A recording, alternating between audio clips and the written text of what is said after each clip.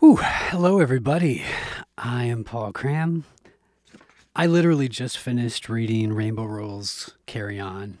Wanted to hop on and just share some of my thoughts, do a little bit of a book review, talk about it. I'm going to try to avoid doing like any really severe plot, spoilers in this one. Just it's kind of where my head's at. So I'm going to avoid spoilers as much as I can.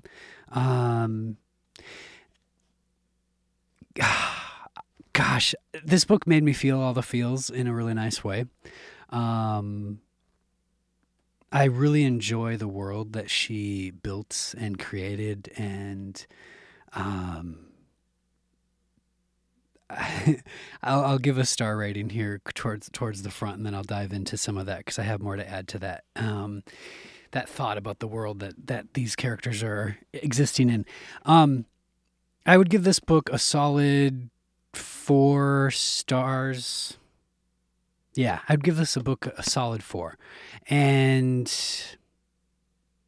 actually, I would give it a 4.5. Definitely. Yeah, I know. Recently, I'm still kind of getting my footing with some of the book reviews that I'm doing.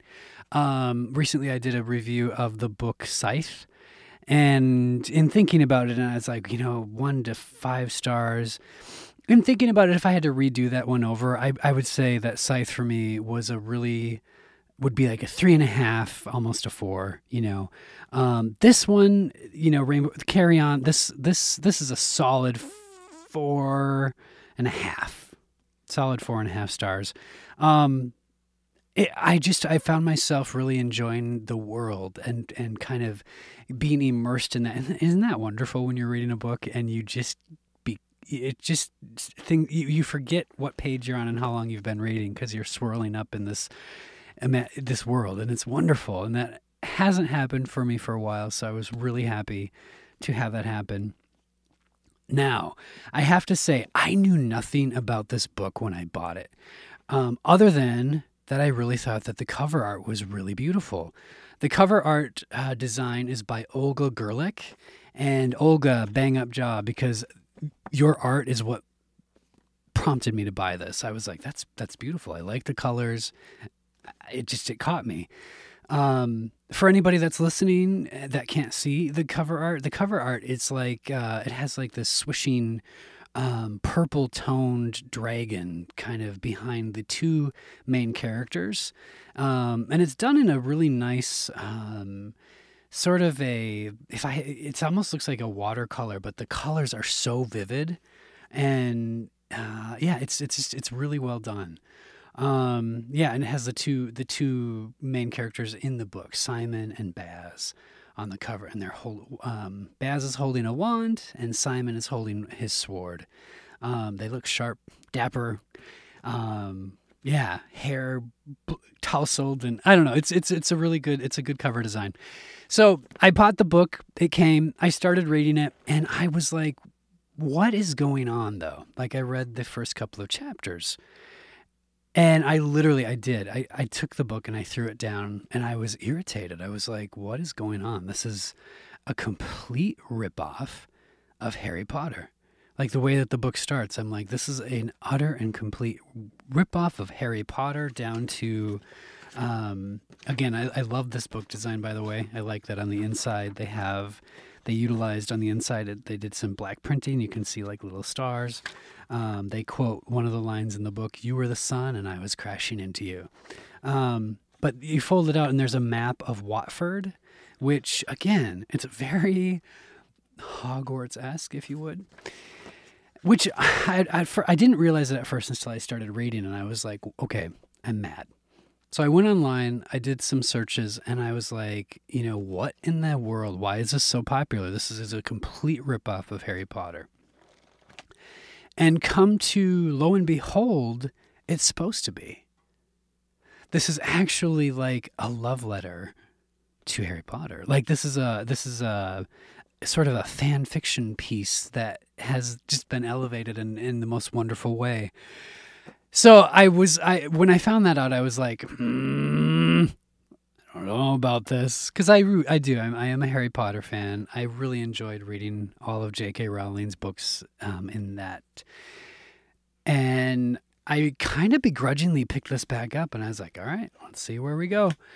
And I'm so glad that I did, because I thoroughly, thoroughly, thoroughly enjoyed this. It did. I was like, the author really, really, really pays homage in the most wonderful way to the magical world, and to it's so obvious that it is. I already said it, but it's like a love letter to Harry Potter, to J.K. Rowling. It's beautiful, and it's really well done.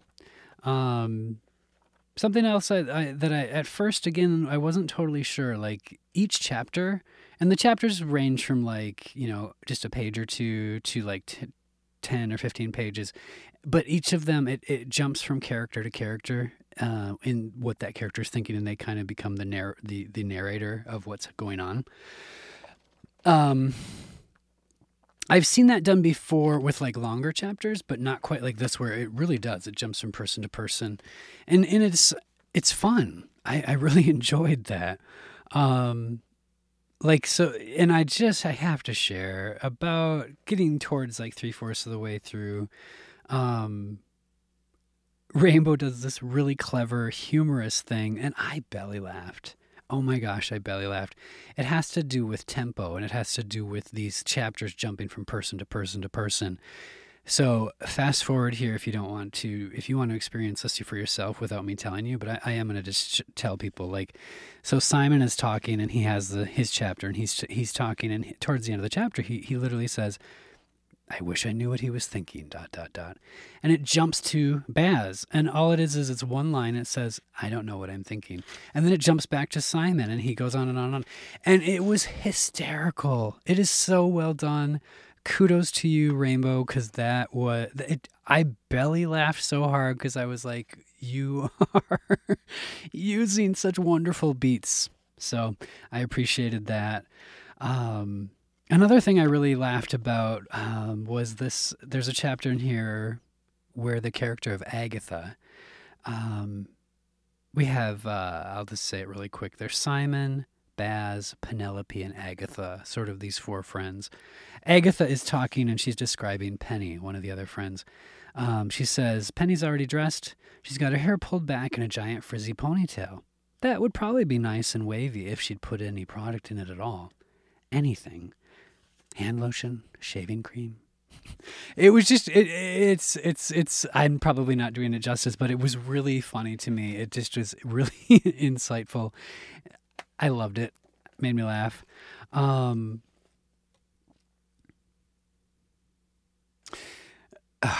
I read this without it being... No, I can't. So there was another part in here towards the end that I really, really liked. There's a character I'm not going to mention who just kicked me in the chest in the most wonderful way. I was just like, oh, it's so good. I'll refer to a completely different series in the Hunger Games books. In book 1, oh my gosh, her name's Rue, right? Rue. I might be mixing up some characters, but in the same way that in the Hunger Games, the first book, where oh my gosh, it just kicked me in the chest so hard with when Rue, she dies. There's a spoiler for the Hunger Games. I think I'm okay saying that. But in this book, there's a completely different character, and she had that same effect on me because of who she was, because of how she chose to. I don't know. It is a she, but I'm going to leave it at that. Something that I was excited about was Fangirl. Apparently in Fangirl, there's connections to Carry On.